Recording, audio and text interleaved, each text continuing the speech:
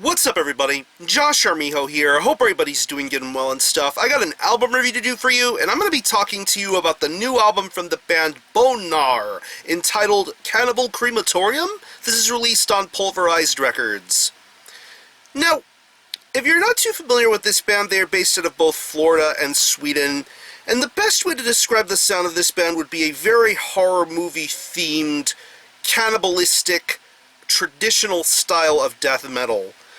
The first time I had ever heard of this band was their 2009 debut full-length entitled Feast of Flesh. As soon as I heard the song Cannibal Cookout, I knew from the minute I heard that song and from getting to hear more of that album, I was going to be in for a very fun-filled death metal trip. That was the theme and thesis of this band. Pretty much straightforward to the point death metal, very much inspired by horror movies, blood, guts, and gore, that sort of concept and style. It's a tried and true style, but the way Gnawer did it on that album was just very much fun to listen to.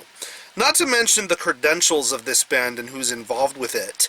People who are involved in bands such as Aeon, Nagelfar, Rib Spreader to represent the Swedish side of things. And as far as the American side of things are concerned, of course, this band featured the great Cam Lee, whom you may best know from his work with bands such as Massacre, and most notably Manta's Pre-Death, and current bands like Gravewax and The Grotesquerie.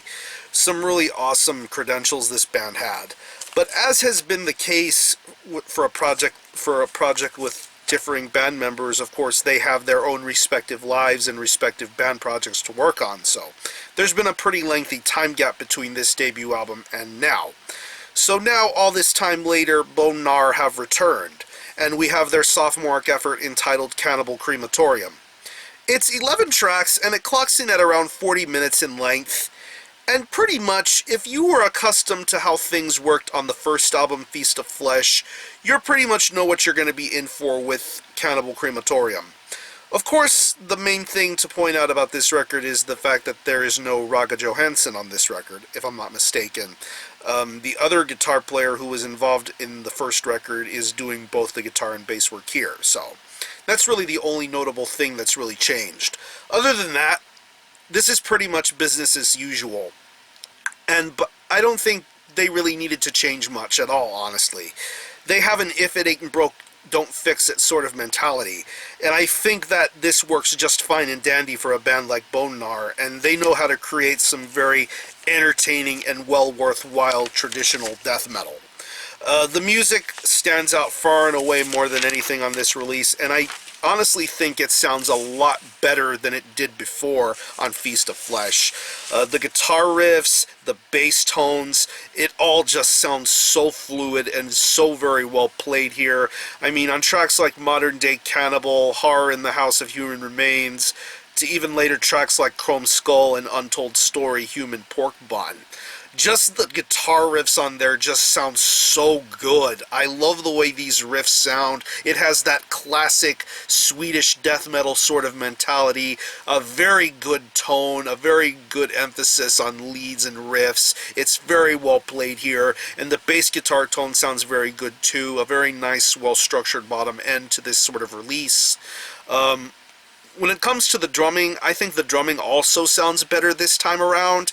Very good emphasis on fills and blasts, and just a lot of great work being done here by this drummer. He knows exactly what he's doing, and he maintains a very awesome pace all the way throughout this record. Of course, no song really treads on too long or too short. Everything, I feel, is paced just right and perfectly, and these drums deliver some very well-intended moments being represented here. I love this drummer's speed, I love his flash, and I love how well he handles things all the way throughout here. And when it comes to the vocals, of course, Cam Lee is a very recognizable vocalist. You can instantly tell that it's him, and like on the previous record, he commands your attention all the way throughout this record. He has a very entertaining vocal delivery, incredible vocal style, no fucks given sort of mentality. His vocals sound awesome, very well worded, very well growled. Of course, you can tell by this album's concepts and lyrical themes, you're going to get some very entertaining sort of lyrics and wordplay. It's really awesome to see that Cam Lee still knows how to deliver great death metal vocals all this time, considering his credentials in the death metal underground. I still think he is a force to be reckoned with. And not to mention the fact that this album has a who's who of people from within death metal's underground. I believe you have Sly from Fondle Corpse, Adam and Tom from Cardiac Arrest, you have Vincent Crowley from Acheron, you have Mark Riddick of Fetid Zombie, and just an assorted who's who of people scattered throughout tracks. I mean, most notably songs like Chainsaw Carnage, and once again going back to Untold Story, Human Pork Bun. Chainsaw Carnage having Adam and Tom from Cardiac Arrest, and Untold Story having Mark Riddick. Those are probably my two most favorite tracks of all the guest appearances that are on this record. But overall, if you are a fan of the first Bone Gnawer record, you're going to find something to enjoy with Cannibal Crematorium. I think it is a much better record this time around. A lot of improvements when it comes to the musicianship and the overall presentation. I think this is a very well-produced death metal record.